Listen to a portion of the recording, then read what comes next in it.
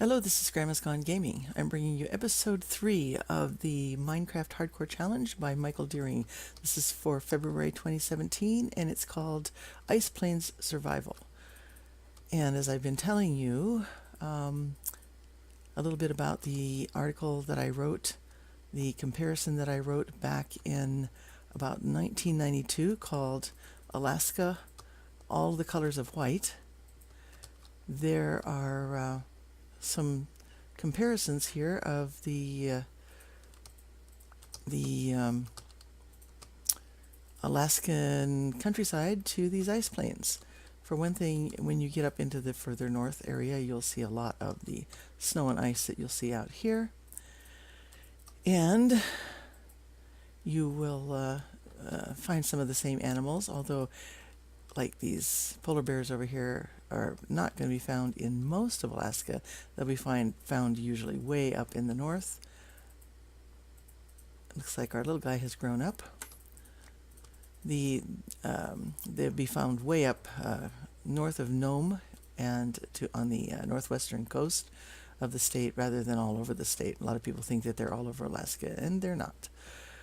Okay, so I have a couple more things that I had forgotten to talk about during the winter. One of the things that you'll see many times, I clean these out while I'm doing this, are the Aurora Borealis, the Northern Lights, which are so beautiful. You see all of the radiating, rotating, swirling colors of the aurora.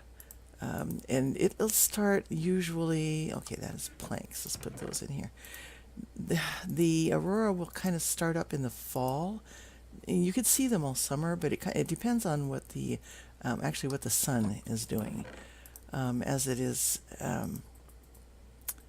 they are dependent on the solar flares.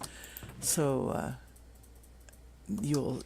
when you start reading in the news about solar flares happening wherever in the world, that is one of the things that you can expect probably will happen in some of the more northern parts of all the different countries. Sweden, the Norse countries, all sorts of different things. We've seen a lot of them up in Alaska. And I have several friends up there right now, my brother included, that do a lot of photography of the aurora because it is so gorgeous, so beautiful. There's just no describing it. I can't really tell you what it is like because unless you've seen some pictures that show you even just a little bit, pictures no matter how good they are, and my brother takes excellent pictures, but no matter how good they are, they can't really do it justice because it's so in motion, so animated. Everything is just going all the time. It's just an amazing thing. I have some salmon I need to put in here and get this cooked fish out. And let's see, I have some arrows. Okay, well that cleans that out. And we are, whoops, that's arrows, not sticks. We are in the daytime. I'm going to get this fishing rod out of my way here. And what I want to do is, well, I was going to go out there and do some more stuff out here, but it's pretty dark, isn't it? I see spiders. You know what? I could use some more spiders. Hope I don't get run up on anything else that might be a little more dangerous than spiders. Is that a stray? It is. Where is he? There he is. I think I'm going to have to just run for it because I'm down to like 1.5 hearts. And I am not going to make it if I don't get back in here and eat. Well, shoot, I won't go out there then. If he follows me in here, I'll take him on, but I'm not going to go out there. Spider I would have gone for. Okay, well, then I'll work on, see, I had a little bit more andesite in there. And I need to get out and get some sand. So anyway, during the winter, that is something that you're going to see quite a lot of, is the northern lights. and I miss them. And now I have them in my game, because when I look to the north, which is, let's see what way, west, north, that way, on some nights, the northern lights show up because Optifine picks up the alternate blocks in Sortex. So I think that's pretty cool. I didn't know that when I got the resource pack, but it's pretty cool. I miss them a lot. They're so beautiful. Now, if you pick up the articles that I did have linked in the descriptions, and get the one that has the links in it, get them both. I think I would again suggest reading the one without the links first, and then going to the one with the links, and looking up the pictures. And there are some of Gary's pictures of the Borealis. That's my brother. His pictures of the Borealis are in there, and fascinating stuff. And then those alone will lead you to other links as well. Okay, so now one of the other things that happens before spring, which I had started to go and talk about spring. I need this andesite. Here we go. Is that in February we have the fur rendezvous up there. At rendezvous being a time that you all get together and you do things together, and it's called the fur rendezvous because it is in the middle of winter and it's cold, so you're going to wear your furs if you have furs. But that's how the name started. And also then the trappers, they will sell their things, their items, and yes, there are still trappers. There are still people that trap the animals for their furs, and it's not something that I particularly I would have a hard time wearing furs, I think. Although we used to trap, we would kill rabbits, we would hunt for rabbits, and we would make use of the rabbits for food, but then we also would tan the hides. And I don't have any objection to that as long as it's a legal food item. That doesn't bother me in the least. But just killing the animals and using their furs, that bothers me because I love the animals too. So I wouldn't want to do that personally. But everybody's different on those things. So anyway, but we had the fur rendezvous in February, and what happens then is that they have sled dog races scheduled, for one thing. And it's also carnival, so you have all sorts of, the rides and stuff that you would have in any carnival. Some they would do indoors, but most of the stuff isn't. It's just done outdoors in the middle of February, which is not usually the worst month in Alaska. It's not going to be, March is actually probably going to be colder a lot of times than February would be. February can be a fairly mild month. I'm trying to figure out here. There we go. I want to put that light back up there. And the sled dog races that they have then are, smaller timed events. They are held in and around Anchorage. They don't go long distances during those. Then in March, usually, is when the Iditarod trail race is held. Now the links again to those events are in the one PDF copy of the article, so you can look those up, and they are current. I keep them current every year. I go in and check out to make sure whether or not I have all of the most current links in for everything. I'm going to need to get more andesite before I can do anything else with that, so we'll put the cobblestone away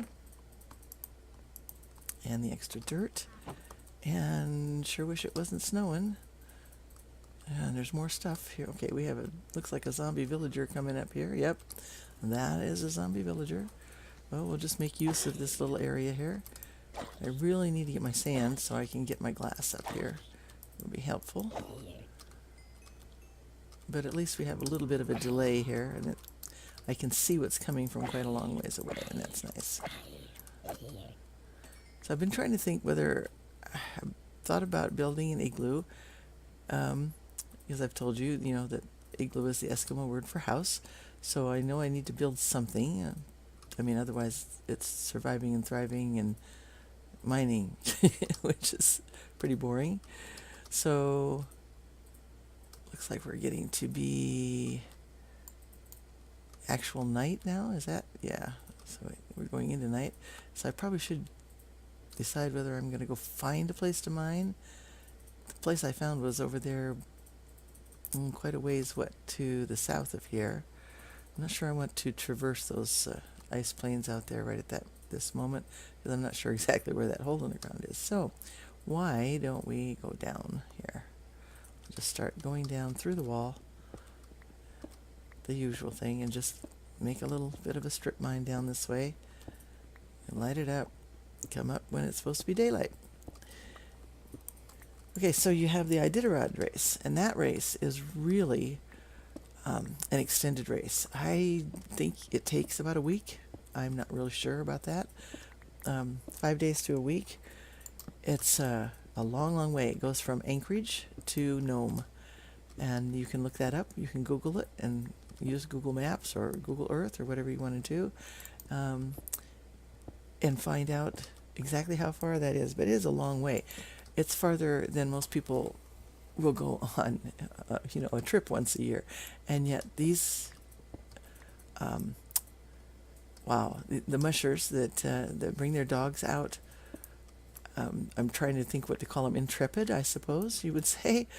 They go out with their sled and their team of dogs, and sometimes, I think I don't know, they have to have, but they can have secondary dogs that follow them, because these days there used to be people were sent ahead of time with their own with teams and with the other teams, or they were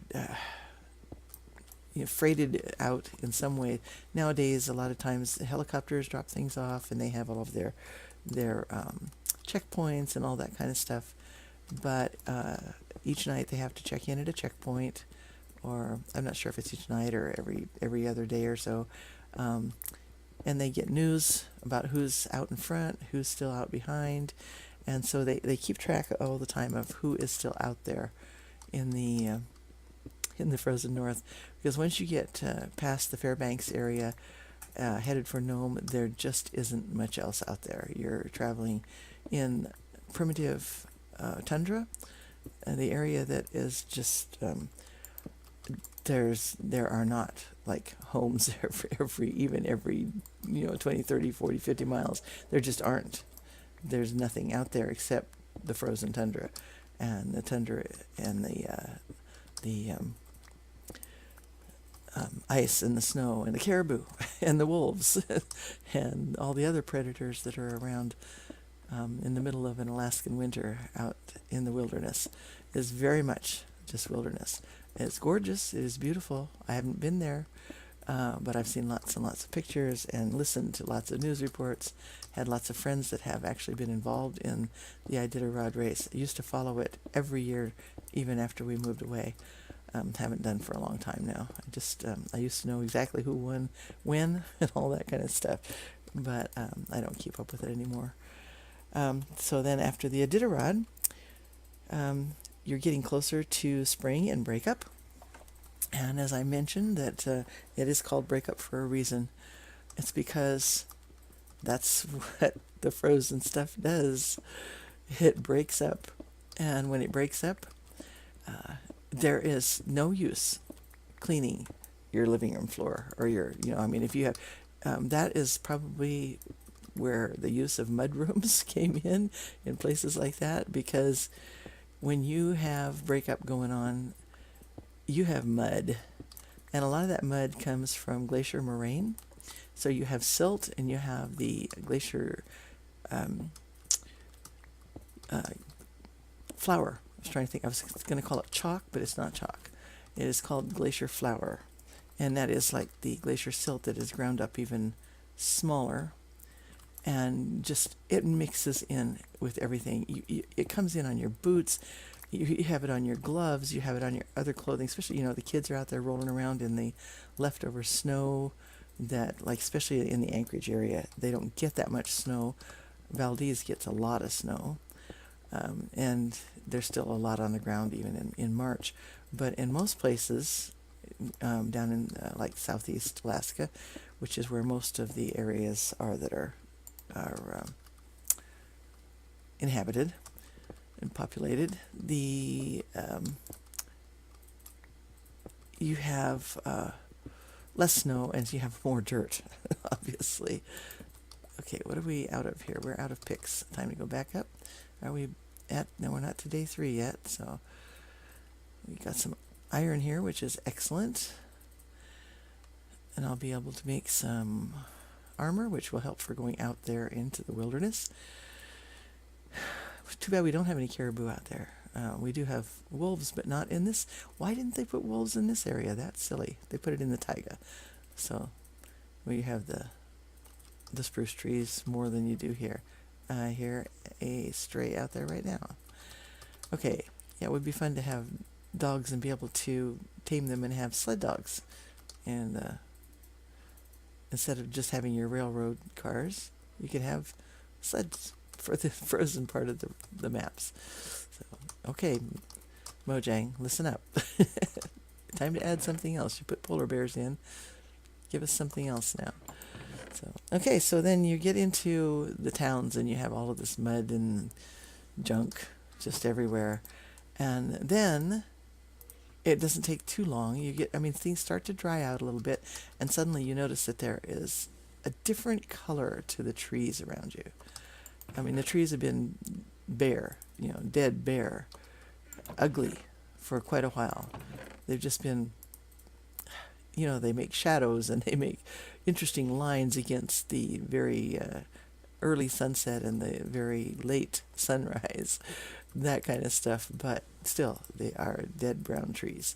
So, that grayness that I spoke of before, it's still there. But all of a sudden, you start getting things like pussy willows. And before you get the actual pussy willows, you get that little tiny bit of green that comes out. And you start seeing the buds on the trees. Sometimes it's kind of a red bud. You've seen trees with buds. But up there, it seems like you get a lot of these soft greens just really early on in the year, in March. And it probably stays through April, mostly. I'm going to make a third one of those. Wait, no, I'm going to make iron. I think I'll actually only make one of those. Do this. There we go. Just one. And I'll have that iron out here in just a minute or two. And we'll do that instead.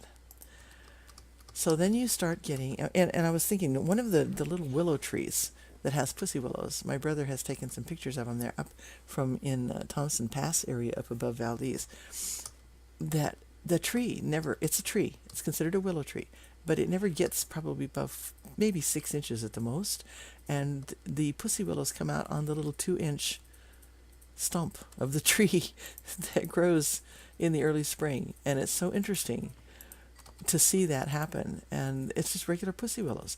And at first they're white, and then as they go to seed, they get little red knobs on them, green and red knobs, green first and then red. And then those fall off, and those are what plants the new trees for the next year. Very interesting that those are actually considered willow trees. And I think they are called, it's not Arctic willows, but there's something like that. I'll have to look that up. Anyway, there is a name for them, and I've seen it many times. Like I said, my brother has done some fabulous pictures of them, so you can again download the PDF files and see some of those pictures. Really cool. So then after that, then you start to get the real spring, and in spring, you know what spring's like, right? You get, boy, I'm out of coal. I need some more. I'm going to take some of that. You get more colors. Let's make a helmet. I can do that and put that on. Looks like we have daytime arriving. Sounds like, rather, because we have things burning up outside. All right, let's make a few more of these. And so then when the spring colors come in, you start having, by then your sunrise is back to being, let's say maybe 10 o'clock in the morning. And your sunset is maybe 4 o'clock in the afternoon, so that you have maybe a little bit longer in your days. Okay, now this, I'm going to get myself over here, because when I come back with this next episode, it is not snowing and it is not dark, and I am going to go get my sand and go out and do a little more exploring out here. Okay, so anyway, you get your beautiful soft spring colors, and then that's another whole color picture that I'll try to paint for you in the next episode. And I thank you for watching this one, and bye for now.